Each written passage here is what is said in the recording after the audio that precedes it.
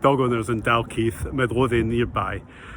Have you ever had this advice? So I'm really speaking to reactive dog owners in particular here. Have you ever had this advice? Just stay calm. You know, it's not helpful. And it's not helpful because it makes it feel like it's your fault that your dog's reactive, and it's not your fault your dog's reactive. So when people say just stay calm, it's implying that your lack of calmness, your own stress, or whatever else is going on for you has created the reactivity in your dog. And the truth of the matter is, it's probably not the reason. And even if it is a factor, and it could well be a factor, it's just not your fault. You don't know what you don't know. So when people, and it's often with the absolute best of intentions, that somebody will say to a reactive dog owner, just stay calm and you'll be fine. You know, it'll all be wonderful. So listen, if you can switch your emotions on and switch your emotions off like that, well done, because personally I can't, you know. So, and the chances are, if you're watching this, you can't control your emotions that too, unless you're, you know, part of the 1% of the nation that's perhaps got sociopathic tendencies and maybe doesn't even have that many emotions to switch on and off, you know. So I can't do that. I'm pretty much in that respect a normal emotional being, and if somebody says to me just stay calm, it doesn't work. In fact, it has the opposite effect, you know. So it's a bit like, try this, you know, very, very simple test that you may have heard before. Don't think of a red bus. So what happens, you instantly in your head, you can't help yourself, you think of a red bus and you see a red bus inside your head. If somebody says to you, oh, you're a bit quiet, you know, you should speak up more, what happens? You don't speak up more, you actually just get more and more quiet. So if somebody says to you, just be calm, guess what happens? You get more anxious, and you get more anxious with your dog. And what happens with, like you, if you're watching this and you're like that, like most reactive dog owners, you actually get more anxious and your dog feeds off you. And your dog feeds that anxiety off you, the anxiety feeds down the line. And that's where the person was kind of coming from in the first place. So they probably had the absolute best of intentions when they said that to you. They were generally probably trying to help. It doesn't mean they're a bad person. It just means they were trying to help. But I've got to say, I'm really sorry if you've given this advice, but it's pretty poor advice, and it really doesn't help the reactive dog owner. So what does help the reactive dog owner if saying just stay calm? So how do you just get calm? Because you can't just switch your emotions. Well, first of all, here's a really honest heads up. It takes time. You know, it takes time for you to feel better when you're out with your dog, and feel calm when you're out with your dog. And there's several things that can help that. So one of the things I help a lot of my clients with is how to deal with the reactivity when it happens, how to prevent the reactivity. And let's build on that, because when that gets better, you start to feel more confident, more in control. And we use reward-based training, so it feels good for you, it feels good for your dog. So things start to cycle better and better. So you start to move outside that negative cycle of the, you know, trying to just feel calm and feel more anxious. Excuse me, I'm in the forest, something was jumping over there. You start to feel calm, you start to feel, so you've got a negative cycle, sorry, I'm distracted by the wee beastie that jumped in me there. You've got a negative cycle where you feel anxious, your dog feels more anxious, the reactivity gets worse, and therefore you feel more anxious.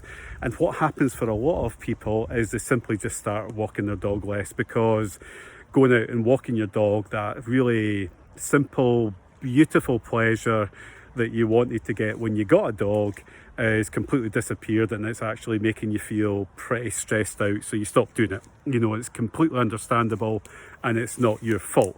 So what we need to do is start to do things that make you feel better, which makes your dog feel better. So let's, you know, prevent the reactivity. How do you deal with the reactivity when it happens? You know, if you go to my website, then there's free guides on that. I've done free webinars. There's nothing to it. It's just simply free, and that'll help you start to feel, you know, better about your reactive dog. And of course, you can get my help. You know, I help people all the time with this. Other things that help as well would be, you know, simple training exercises. So do some, you know, training exercises with your dog, do them regularly. There's definitely a way about going about them with a reactive dog that really, really helps.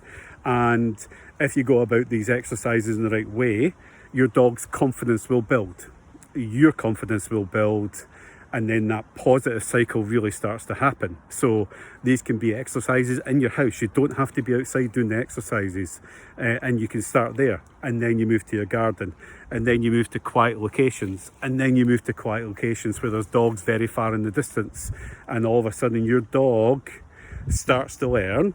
Actually, not all of a sudden. In truth, it takes time. In a while, and it'll be different for every dog how long that is. It could be 1 month, 3 months, if you're lucky.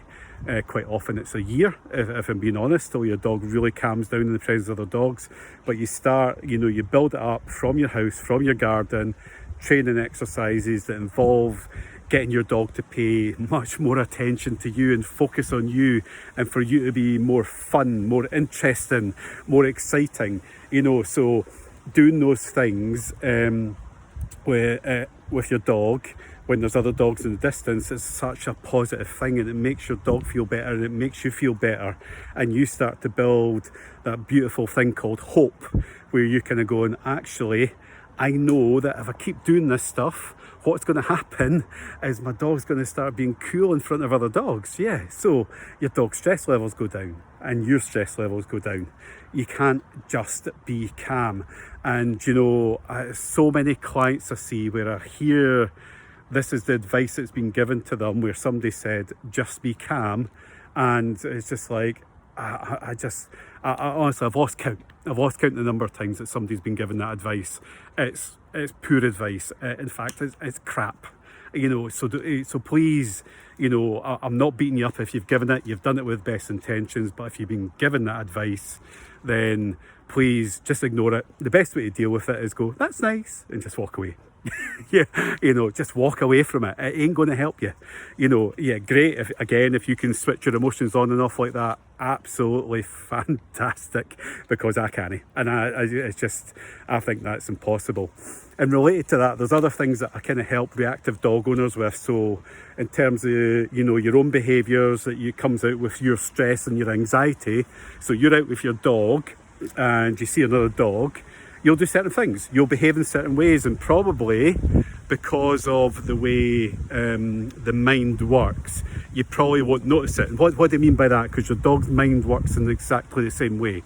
So that is things like you'll have an automatic response that you're unaware of, because when you go into a state of stress, as your dog does, the logical side stops thinking. The thinking side of the brain stops working. It starts to shut down, and that's a very inherent response from an evolutionary point of view that helps us deal with stress. For example, if you walked around the corner in the woods and you walked into a rather large aggressive bear, it's good not to think, it's good just to do.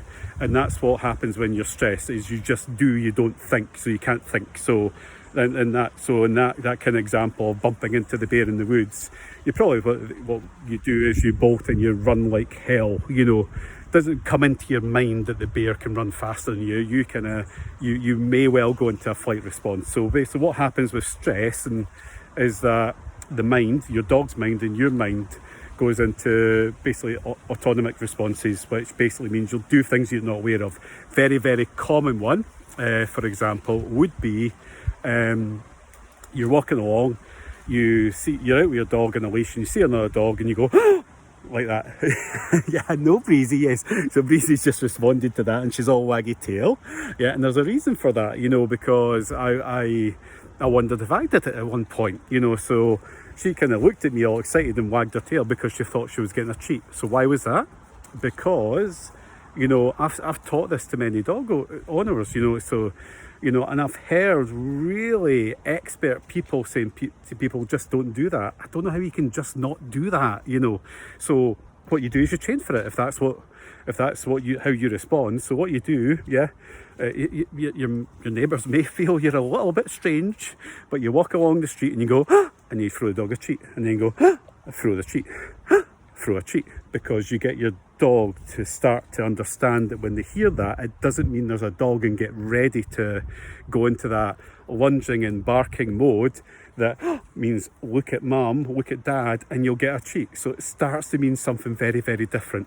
So don't just be calm, you know, work with your dog, build your relationship with your dog, and I guarantee in the longer term it will be so much better.